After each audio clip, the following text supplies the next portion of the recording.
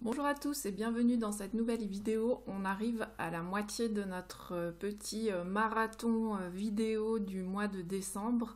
Je suis toujours aussi excitée et ravie de cette aventure et surtout de l'engouement que ça suscite chez vous et des commentaires que vous me laissez. Merci beaucoup de votre participation à ce bilan de l'année 2023.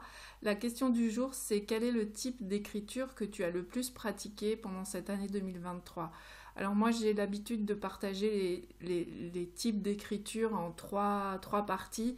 L'écriture autobiographique, l'écriture introspective et l'écriture de fiction. Bien sûr, il y a plein d'autres types d'écriture, tout se mêle et s'entrecroise, mais moi j'arrive à me repérer comme ça et j'ai créé 3 vidéos où je parle de chaque type d'écriture. Je vous mettrai les liens de chaque vidéo dans la barre d'infos. Mais en résumé, bon, l'écriture autobiographique, c'est l'écriture dans laquelle on raconte la vie, sa vie, donc c'est plutôt le récit de vie.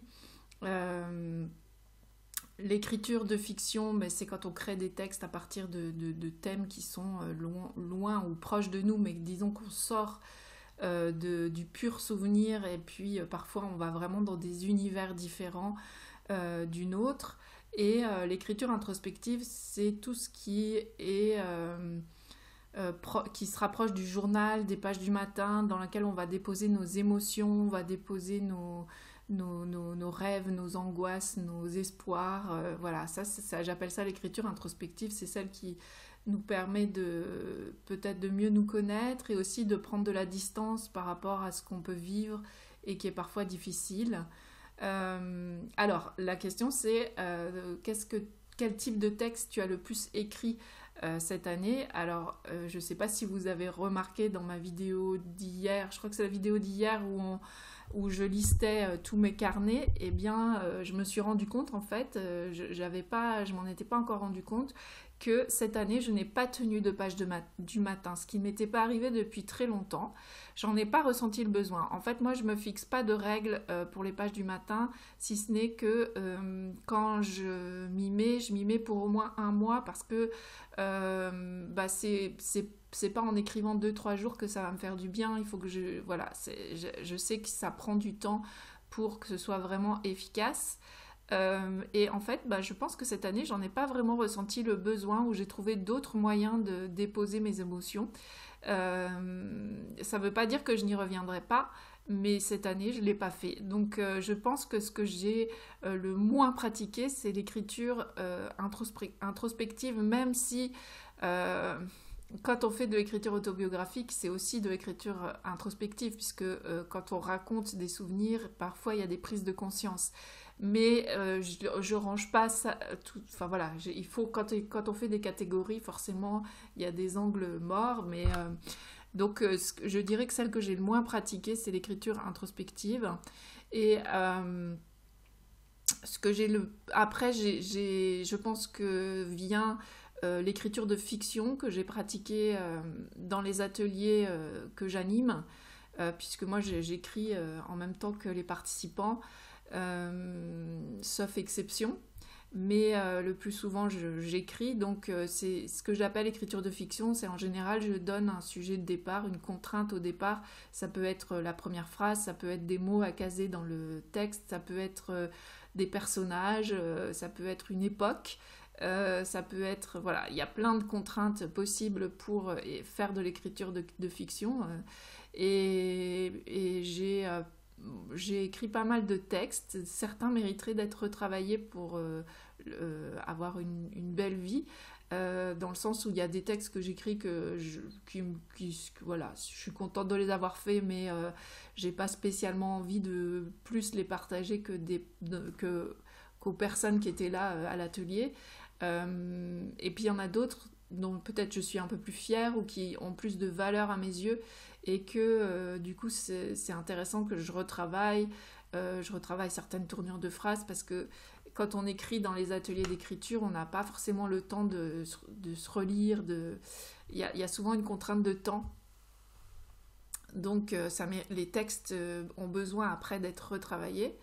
Donc j'ai écrit voilà au moins une fois par mois, 2 fois par mois, je dirais. Dans le labo, on fait un atelier d'écriture sur Zoom avec des contraintes comme ça, d'écriture de fiction. Et puis j'ai aussi animé la symphonie des mots, un atelier où justement on fonctionne comme ça. Alors le dernier atelier, donc celui qui a eu lieu cette année, était complètement en live.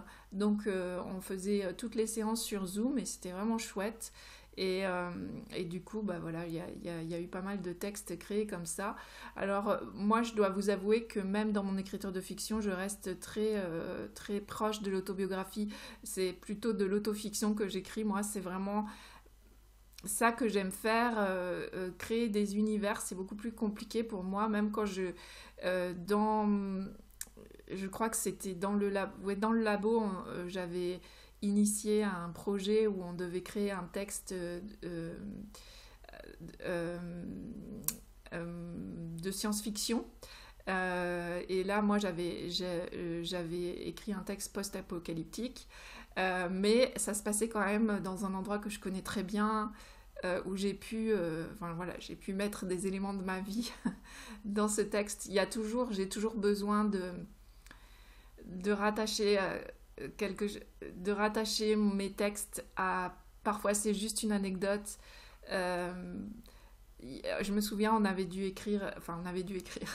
J'avais proposé comme contrainte d'écriture d'écrire un texte qui commençait par ce matin-là. Je sais plus s'il y avait d'autres contraintes, mais en tout cas, ça commençait par ce matin-là. Ben, immédiatement, moi, ça me ramène à une anecdote de ma vie matinale. Et c'est ce que j'ai raconté. Après, quand c'est de l'écriture de fiction, quand c'est dans des ateliers comme ça, je m'autorise à créer un autre personnage que moi, mais il va vivre des choses que moi j'ai vécues. Je m'autorise à mettre plus des détails qui n'ont pas eu lieu, à un peu romancer l'histoire pour lui donner plus de palpitants, mais ça reste très proche de ma vie dans la plupart des cas. Voilà, donc ça c'est pour l'écriture de fiction. Et puis, l'écriture que j'ai vraiment le plus pratiquée, c'est l'écriture autobiographique, mais ça, c'est un peu ma marque de fabrique. Et c'est aussi parce que j'ai beaucoup créé de carnets. J'ai créé plus que d'habitude. J'avais mon carnet au quotidien, mais j'avais aussi créé cet été, cet automne, des albums complets, en fait, des carnets complets qui racontent le quotidien. J'ai aussi écrit, ça je ne voulais pas montrer parce que je ne l'ai pas sous la main, mais j'ai créé pour mes parents un Familéo. Je ne sais pas si vous connaissez Familéo, c'est un magazine qu'on crée en ligne en mettant des photos de famille, et chaque membre de la famille peut mettre des photos, des petits textes, et puis ensuite c'est imprimé et la personne à qui c'est destiné le reçoit dans sa boîte aux lettres. Alors moi je fais ça pour mes parents, mais en fait je le fais sous forme d'album que je leur offre régulièrement. Je leur envoie une enveloppe où je leur apporte avec des photos de ma famille. Alors juste mes enfants et mes petits-enfants. J'écris dedans, donc c'est aussi des textes autobiographiques. Donc si je fais la somme de tout ce que j'ai fait, forcément l'écriture autobiographique vient en premier. En ce moment, on est en train de créer un abécédaire aussi dans le labo, un abécédaire sur soi, donc autobiographique. Donc voilà, c'est vraiment ce qui domine dans mon écriture cette année. Ça n'a pas toujours été le cas. Il y a des années où l'écriture introspective dominait plus. Maintenant, j'en ressens moins le besoin et j'ai beaucoup plus de plaisir à écrire, soit à créer des textes à partir de contraintes, donc de l'écriture de fiction. Ça m'amuse beaucoup. C'est quelque chose qui m'apporte beaucoup de joie. Ou alors à écrire pour raconter la vie. C'est aussi... pour moi, ça m'apporte de la joie dans le sens où je sais que ça fait plaisir aux personnes qui vont me lire. C'est pas juste un plaisir juste pour moi. Voilà. Donc, à votre tour de répondre à cette question. Écriture de fiction, écriture autobiographique, écriture introspective. recette de cette année? À quelle dose vous avez pratiqué ces trois types d'écriture? Et puis peut-être que vous avez pratiqué d'autres types d'écriture, je ne sais pas.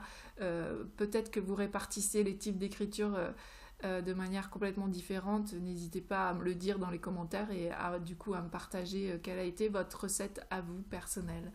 Voilà, et on se retrouve demain pour la suite de cette petite aventure. Salut!